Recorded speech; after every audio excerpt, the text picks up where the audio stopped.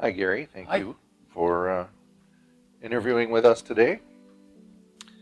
So, what kind of artist are you, and in what mediums do you like to work? I am all over the place. I've been called by another interviewer to be an artist that, how would she call that? Opportunist artist, where Okay. I can be walking by a piece of wood and it looks like something, and the next thing you know, it's a project. Paint splattered somewhere, that can be another project. It's hard to get from one side of my shop to the other without maybe finding something else to do. So art finds you, or you find art? Finds me, and it can be crazy, but I love it. I'm never bored. Nice. I kind of smile when I hear people say, well, I got art block, I can't think of anything to do, and it's like, I'm just the opposite. I gotta close my eyes sometimes, because otherwise I got too much stuff going on. And you do a lot of different mediums. Yes, I've done paintings in acrylic, I've done acrylic and epoxy on mirrors, which is kind of what I do now. And I've done sculptures, I've done carvings. Just about anything that grabs a hold of me is what I do. Well, that's nice. Yeah, it's So fun. you can find art in almost anything. Right. Great. Why do you create the art you are currently producing? Because it grabbed me and told me to do it. Okay. The piece I just did recently was an owl, and I found a dead birch tree in the woods, and it looked like a snowy owl pattern to me, so the tree was dead, so I saved its life, brought it home, and made an owl out of it. That's the way it happens. Very nice. What is your background, artistically and professionally? Well, I always wanted to be an artist. I had an awesome high school art teacher that really got me energized. We did lost wax bronze casting in high school. I mean, who does that in high school? Right. And he just motivated me.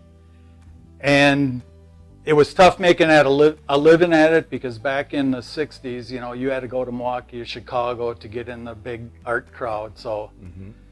And then I had a family, and I ended up in a paper mill for 38 years. So then I was really crazy to get at art. And so once I retired, now I do art every day, and I just love it. Nice.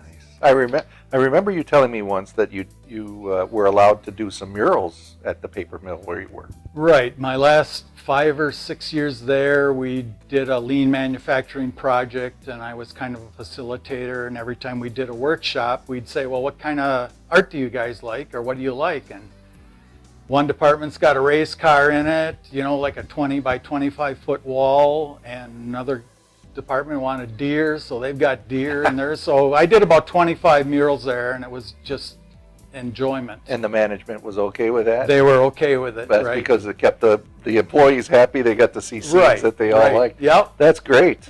That's and fabulous. I wish more companies would do things like that. Well, there are some that do that. So yeah. Has your style or your practice changed over time? If so, how? Well, I gravitate from one medium to the other. My mirror painting started about 15 years ago. A good friend of mine, a lifelong friend of mine, we grew up together, happened to be working with me at the mill, and one day he came in, he says, hey Gary, I redesigned my bathrooms, I got all these mirrors, I hate to take them to the dump. He handed them to me and said, you're the artist, do something with these, and that's the process I came up with in this. It's epoxy acrylic on a mirror. Nice. So basically, I don't want to call it recycled art, but it kind of is. Well, it is in a way, right? Yeah. Fabulous. What do you enjoy doing most of all in art? Just coming up with something different and new that nobody else is doing. I try to get myself away from doing what everybody else is doing, because it's just another version of that, and I see different things, and different things grab me and pull me in that direction. So it can be sculpture one week, painting the next week. It might be 3 things at once. I don't like to stay nailed down to one. Sounds like you like to do different things right. all the time. Yeah. Keeping things fresh and trying different things. Right. Yeah. Yeah. you can always make a few mistakes until you figure out what works and what don't work. Do you pursue any particular themes in your work?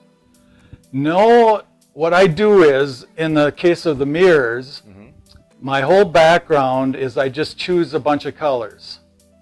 I put the epoxy on the mirror, and then I just take my colors and I dump them on the mirror. And I'll blot them, I'll let them run, I'll let them do what they want to do, and I have no pre-concept of what I'm going to do. So the next day I come in and look at it and see how the colors ran together, blended together, if there's shapes or forms in it anywhere. Oh.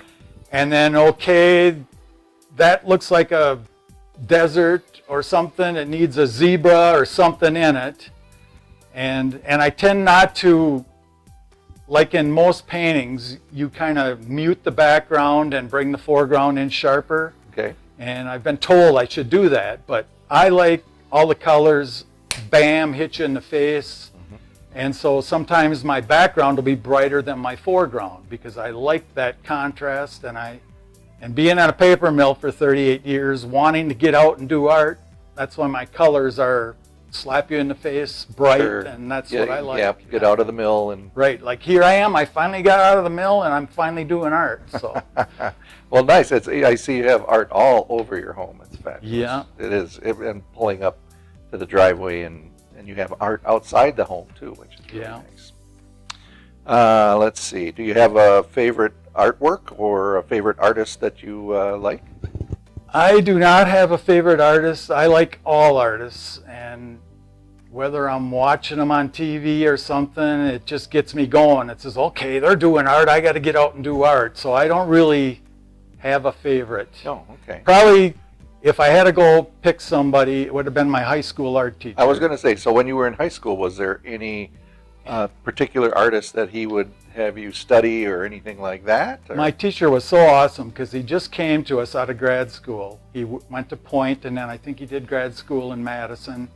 So he came, Kimberly High School was the first place he came. I had him my first year there, and we just clicked. I mean, and we did everything. We went out and dug our own clay. In fact, right about where my house is, we came and dug clay. This was a farmland, and we came and dug clay here and brought it back to the school and processed it, strained it, and we made clay pots out of it.